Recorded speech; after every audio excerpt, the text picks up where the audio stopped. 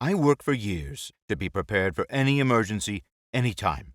I study, I train, I keep up with the news, I look for new products, I scour the web for suggestions about things I should always have on hand. I took training courses, first aid, advanced life saving, volunteered for my local fire department and trained to fight fire, extricate people from crushed cars, whatever the situation called for. I took private and expensive training programs for almost every kind of scenario or event I could imagine, read about, or hear a rumor of. Plague? Got it. Nuclear, biological, or chemical attack by terrorists or in war? Either one? Got that too. Massive earthquake, like that one in Japan that tore up the nuclear plant? Ready for it. Horrendous hurricane that levels everything in its path? Even though I lived hundreds of miles inland, still prepared for it. Could work for tornado outbreaks too, after all, right? After all that time, sweat, money, and even a little blood, what do I get? What great earth-changing event happens? Zombies. The friggin' zombie apocalypse. George Romero style, I'm talking about. Corpses walking the streets, fields, and creeping through the woods, hungry for human flesh. Are you kidding me? It started overseas, apparently, though with the way that governments and corporations all over the world lie and hide information these days, there's no real way to know exactly what happened. I sure as hell don't know. And to top it all off, things actually went down just about like it was a bad movie, or a good novel, or both. First, there was a story on the news about a rare strain of rabies with a high mortality rate. They said it was not airborne, so there was no reason to panic.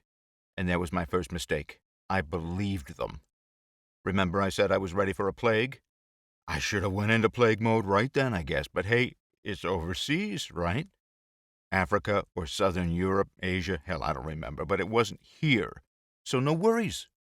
Sure, it's something to keep an eye on, watch out for, but it's not a problem I should have to deal with. Wrong. The second warning, maybe 3 days later, was that this new rabies had broken containment and was spreading. There were no reports of sickness in North or Central America, so again, like a dumbass, I ignored it. It was not near me, had nothing to do with me, something to watch for later on if it gets worse, treatment options being developed, everything was under control, blah, blah, blah. My ass. The third warning, which I finally paid attention to, was a viral video showing what looked like a riot in some European city. Well, town. Wasn't really a city. Say about 5, maybe 6,000 people it looked like. Can't even remember the name of it. I think it was in Spain. Yeah, pretty sure it was Spain. Anyway, the video was shaky since the guy or gal who was taking the video was understandably on the move while filming. You can see a stream of what, at least at first, looks like a bunch of really angry people, stumbling along, causing havoc in the streets. Soccer team lost the cup or something? I almost clicked off, but for some reason, thank the Lord above, I kept watching. Call it morbid interest, boredom. I really don't know why, but I did. At some point, the video maker had to stop running for some reason. Maybe there was something in the way, I don't know. But for a few precious seconds, the images were steady and clear. No problem seeing the action. And there it was. The rioters were stumbling all over the place, attacking anyone that got within their reach. I noticed that a few of them looked bloody, but that didn't ring a bell with me yet since, well, riots are violent and people get hurt. Then, as I'm watching 3 of the rioters catch a woman with a baby in her arms in the middle of the street trying to run away, they literally fell onto her and started, well, biting, chewing almost. You have been listening to an audiobook excerpt from Friggin Zombies by N.C. Reed.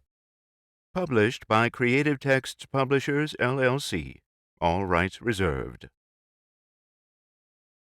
Visit our Creative Texts website at www.creativetexts.com to check out all of the other great authors and titles available from the Creative Texts catalog.